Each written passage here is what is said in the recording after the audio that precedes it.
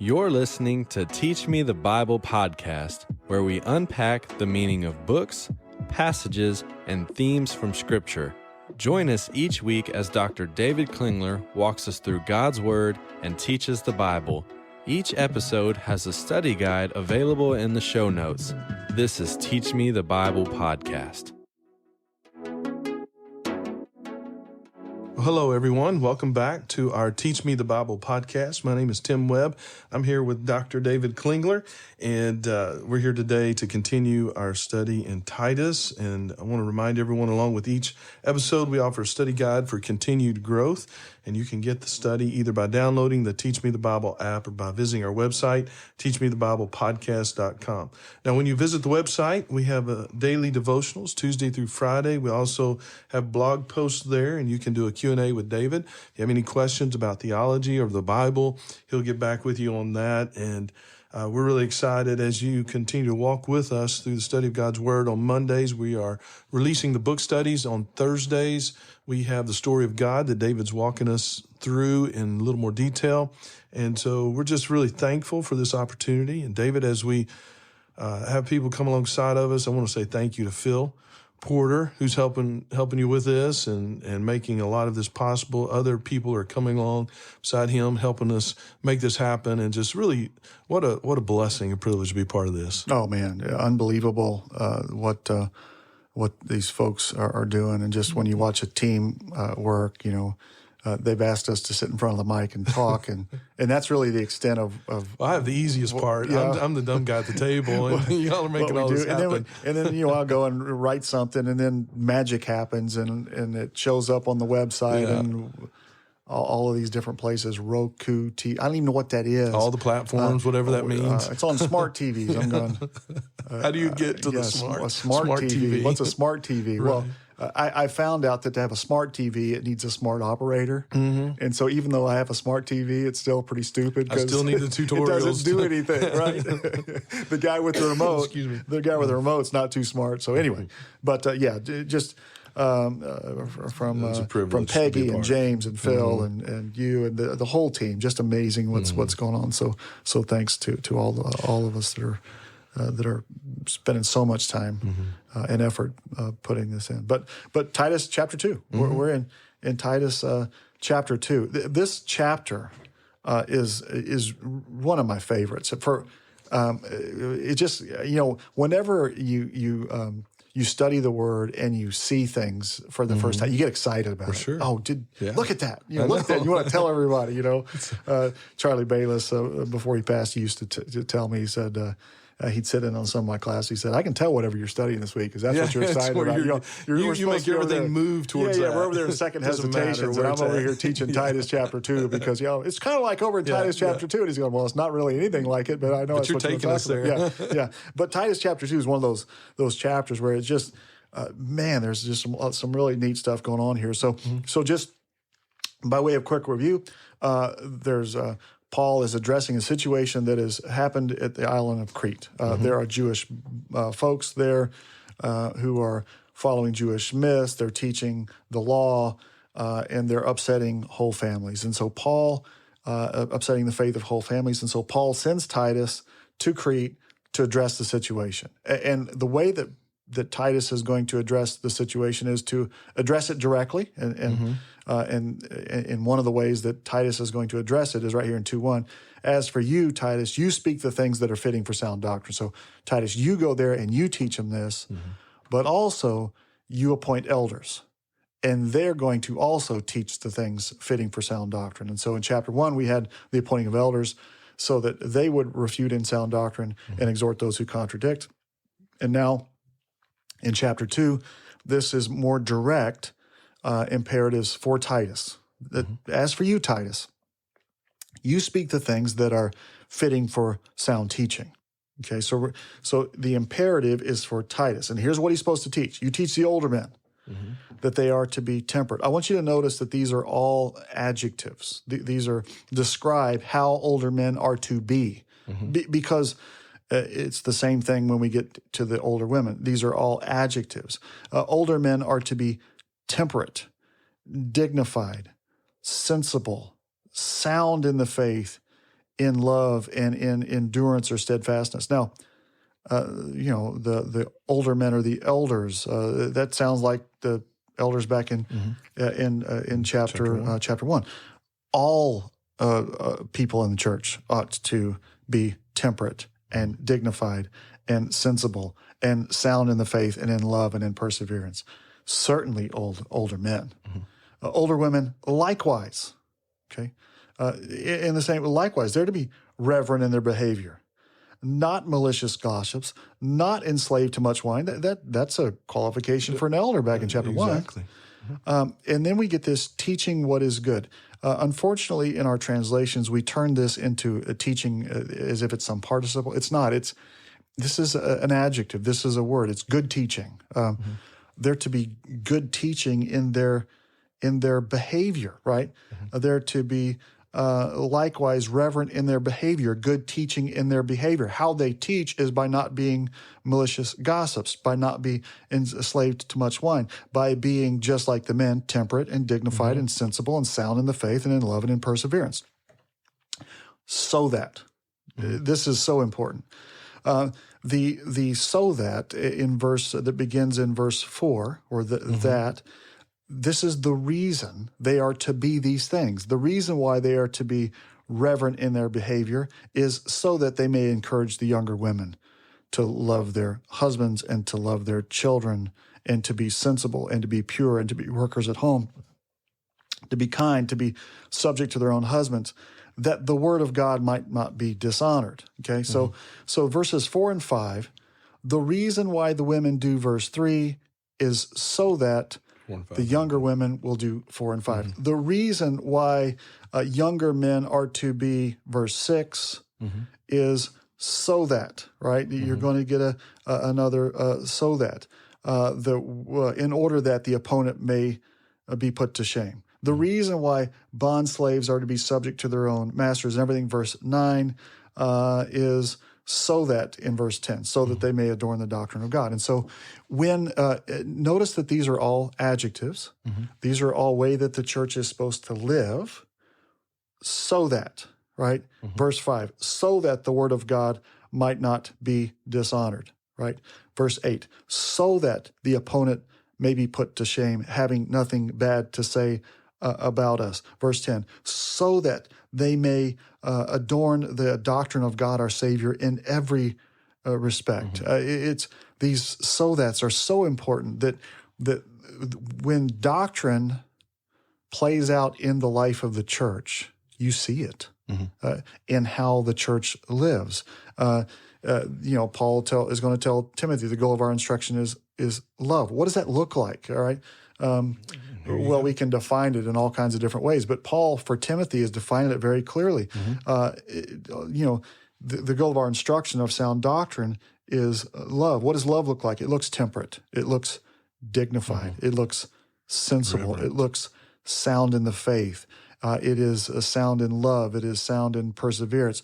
Older women, likewise, reverent in their behavior, not malicious gossips, not enslaved to much wine, good teaching, so that they may encourage young women in to love their husbands. Now, I won't get ourselves in too much trouble here, but one of the things that's happened, at least in recent times, is this teaching what is good. That older women are to teach younger women. That's kind of turned into the women's ministry verse or something like that. The husband is to lead the family. The elder is to lead the church. The husband is to lead the family. The husband and the wife are to lead, and so it's a team. And so in the ideal, structure, elders are teaching the church. Men are leading their families. Husband and wife are leading their children, and this is all working together. It's not. The wife leaves the home, goes down the road to some older woman who's teaching Bible study. Well, that's often how it plays out. Sure. Men need to step up. Men need to be the leaders. Elders need to be the leaders. We separated the family. We separated the family. We separated the family. Split it apart. Yep. So And what Paul is saying is not that. He's, in fact, as we said in verse 3, that's not a verb. It is it's an adjective, to be good teaching, so that they may encourage the young women to love their husbands. How are younger women encouraged to love their husbands? Because they see the older women doing it. Why are the younger women, or how are the younger women encouraged to love their children? Because they see the older women do it. Why are the younger women sensible and pure and workers at home and kind and subject to their own husband? Because they see the older women, so that the word of God is not dishonored. And we will put that, older men are to be temperate and dignified and sensible and sound in the faith and love and perseverance, so that the word of God may not be dishonored, right? It's all about the word of God not being dishonored. We want to live in such a way that brings glory to Christ, glory to God, glory to the church. And when people see it, they go, we want that. Wow, what a way to live. Yeah, we want that. Likewise, young women or young men are to be sensible in all things. So sensibility is not, older men are to be sensible, verse 2. Likewise, young men are to be sensible. Well, where are the young men getting that? Well, they're watching the older men. They're watching the older women. I think back in my life, one of the most godly people I've ever known is my grandmother, right? I learned godliness from watching her, right? And so was she good teaching? Oh, man. Oh, man. Yeah. And so I saw the way that she lived, and I said, yeah, that's what I want. Perseverance. Right? The word that has changed her life, that's what I want in my life. So that they need to be sensible in all things. Younger men, show yourselves to be an example of good deeds. What are these good deeds? Being sensible and sound in the faith and love. So all of this. Purity in doctrine, dignified, sound in speech. They speak the things of the word, which is beyond reproach, in order that the opponent may be put to shame. Now, remember who the opponent is. In the book, the opponent is these Judaizers who are teaching law, and they're teaching, quote, good deeds, and they're teaching the commandments of men. And Paul's already said back in chapter 1, they profess to know God, but they don't know him, and being detestable and disobedient, worthless for any good deed, right? They claim to know the law. They don't do it. Right. You, through sound doctrine, through recognition, this is coming in chapter 3, verse 5, we mentioned it last time, that this correct belief, which says you're not saved on the basis of deeds which you've done in righteousness, because you didn't do any. But according to his mercy, you respond this way. And when you understand the gospel, when you understand the truth of the gospel, you understand sound doctrine, this is our response, so that the word of God may not be dishonored, so that the opponent may be put to shame, having nothing bad to say about us. Right. Remember back to chapter 1, an elder is to be above reproach. They can't tell what they can't say to the elder. The elder needs to be above reproach. Trained his child well, husband of one wife, so that they can't come to you and say, "Well, what about your kids?" Right. Well, look at your life. Look at your family. Look at your marriage. Look at your mess. Right. You going to tell me? No, none of that. These folks have lived out sound doctrine. And it's attractive, right? And so, verse 9, bondslaves, be subject to your own masters in everything, being well-pleasing, not contradicting or argumentative, not pilfering, but showing all good faith, so that, there's another so that, they may adorn the doctrine of God, our Savior, in every respect. For the grace of God has appeared, bringing salvation to all men, all women, right? Instructing us, all men, all women, older men, older women, younger men, younger women, bondslaves, children, all, instructing all of us to deny ungodliness and worldly desires and to live sensibly, righteously, and godly in this present age, as we look forward to the blessed hope of the appearing of the glory of our great God and Savior, Jesus Christ, who gave himself for us, that he might redeem us from every lawless deed and purify for himself a people for his own possession, zealous for good deeds. What are those good deeds? Well, temperate, sensible, sound in the faith, in love, in perseverance, reverent in their behavior, not malicious gossips, not enslaved to wine, teaching what is good, encouraging younger men, all of it, the whole chapter, right? Zealous for good deeds. These things, Titus, Paul says, these things, Titus, you speak and exhort and reprove with all authority. This is not negotiable. Right. It's very important he said that. No one disregard you. Yeah. Oof, that's good, right?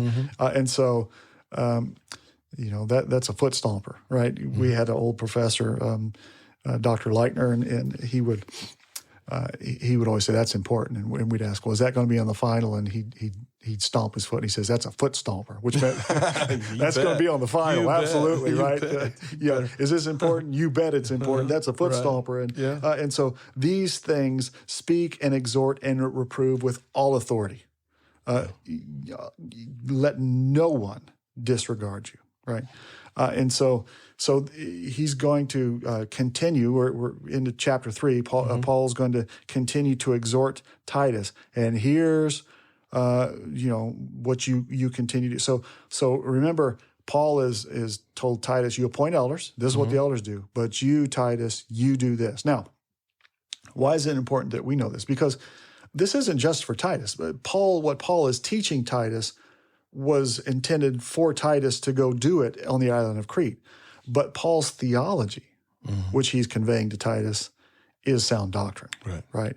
And so we as the church need to stand up for these things without exception, without compromise. This is just as Paul told Titus, so also elders in every location need to exhort in sound doctrine, refute those who contradict, speak the things that are fitting for sound doctrine, remind them of these things, and remind them of why all the way through the end of the book. So this is such direct application. It's very for us simple. in the church. It's very simple, very, very direct. Now, it's not easy. No, absolutely it's hard to be temperate and dignified and sensible and sound in the faith and in love and perseverance and but those are the things fitting for sound doctrine. And when we started, I said this is so exciting. Here's why this chapter is so exciting for me is because the so that's in this book are so important. In chapter 1, so that the elder, verse 9, may be able to exhort in sound doctrine, and if you refute those who contradict. If you don't have the verses that precede it, the so that doesn't happen. Doesn't work. Right? If the older men and the older women aren't doing this, the so that they may encourage others doesn't happen. If the younger women aren't doing this, then the so that the word of God might not be dishonored. In other words, the word of God will be dishonored if they're not doing it. Exactly. Yeah. If the older men, if the older women, if the younger women, the younger men are not doing this, then the word of God will be dishonored, and the opponent will have not be put to shame and will have something bad to say about us. But if we're doing these things, then the opponent will be put to shame. They will have nothing good to say about us. The word of God will not be dishonored, and we don't want to be dishonoring the word of God. So that, this is beautiful, verse 10, so that they may adorn the doctrine of God, our Savior, in every respect. Boy, that's how we want to live, right? And so just such a great chapter of really practical living for the believer. And is it any wonder that the church is in the shape it's in today? We have, in many regards, failed to heed the word of God. Yeah. And so we have what we have, but we can do something about it in our own lives. Yeah. We just see this. And we get back to speak the things fitting for sound doctrine. Here they are, so that these things can happen. And it's not complicated. It's really as simple. You have to know sound doctrine. It has to be taught. It has to be taught in the church. It has to be taught by the elders. The elders are to teach it to the older men, to the older women. The older men, the older women are to teach the younger men, and the younger women The husbands and wives are to teach their kids, and this is to be how we live. And so the goal of our instruction, Paul's going to tell Timothy, is love. And this is what it looks like. And it gets pretty exciting when you see people getting excited about living this out. It's really cool to see. It really is. It really it's is. contagious. Yep. Well, David, thank you for today, and I'm looking forward to the next part as we wrap up Paul's letter to Titus. Very straightforward, very direct, very simple, and I wish we would just approach our lives in that way more and more. Well, thank you, David. Thanks for listening to Teach Me the Bible podcast. Our desire is to use the power of God's Word to change lives. For more information, download our app. Join us next week for another episode of Teach Me the Bible.